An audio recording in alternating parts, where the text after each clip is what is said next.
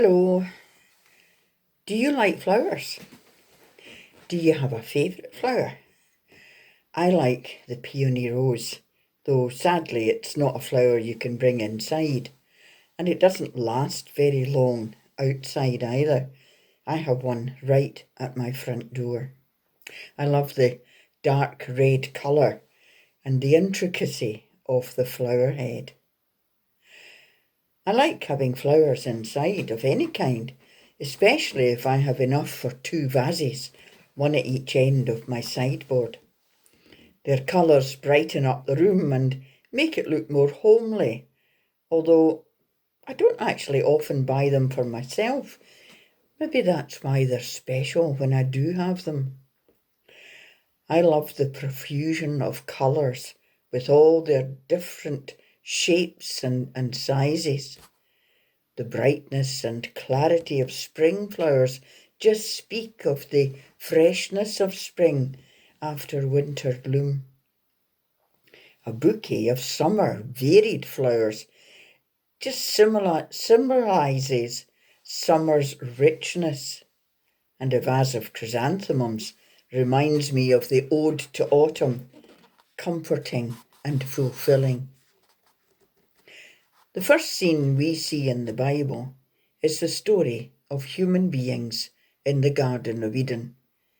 And flowers play a part right through the Bible, from the Psalms, Job, Song of Songs, to the parables of the New Testament. In the heat of Israel, there was only a short season of flowers when the dry land was watered, and a profusion of flowers grew quickly amongst the grass and made the place beautiful. Flowers are often used in the Bible to express the beauty and richness and happiness of God's world. In Song of Songs we read, "Flowers appear on the earth, the season of singing has come, the cooing of doves is heard in our land." Isn't that a happy picture?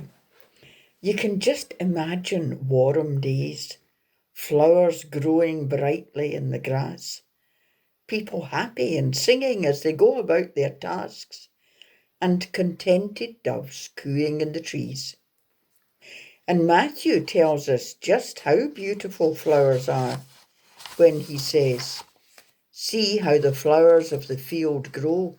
They do not labour or spin.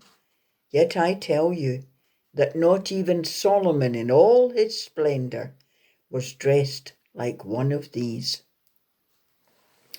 When we look at flowers in the field or flowers in the garden, we are reminded of the glory and goodness of God, that he provides us with such beauty. But there are warnings too in the mention of flowers, both in the Old Testament and the New. In Psalm 103 we have, "The life of mortals is like grass. They flourish like a flower of the field. The wind blows over it, and it is gone, and its place remembers it no more." In 1 Peter chapter 1, Peter warns, "All people are like grass, and all their glory is like the flowers of the field. The grass withers and the flowers fall." Beautiful as flowers are, I mentioned near the start that they only have a short season in Israel, as it grows too hot and there is little water, so they wither and die. Time and again, that thought is applied to our lives. We are warned that we don't last forever, that even rich people are only here for a short time, and even they will disappear. Although I love having flowers, sometimes I'm not very good at looking after them, so they don't last as long as they should. But none last forever, although my catkins are doing their best. There is a clear lesson for us here, which sounds a bit dark, but I see it as encouragement. None of us will live forever, but we have a chance, while we are on this earth, to enhance it, to make it a beautiful place, to cheer it up with our presence, however short a time that may be, to make people happy and make their lives that bit richer. If we know that we're not here forever, then we can try to make sure that we are a beautiful flower while we are here. Not a weed causing problems, but someone who makes people smile, someone they admire for the beauty of our behaviour and personality. We can be one plant in a whole field of varied and colourful plants, the people of God. Attractive, bright, beautiful, spreading good fragrance, our influence throughout the world.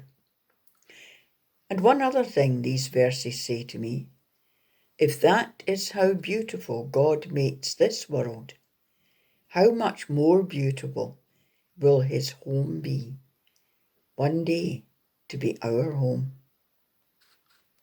Let's pray. Lord, thank you for the beauty of the flowers. Help us to appreciate them and help us to be part of the worldwide bouquet of your people. May that bouquet grow bigger every day. Amen. Something to think about.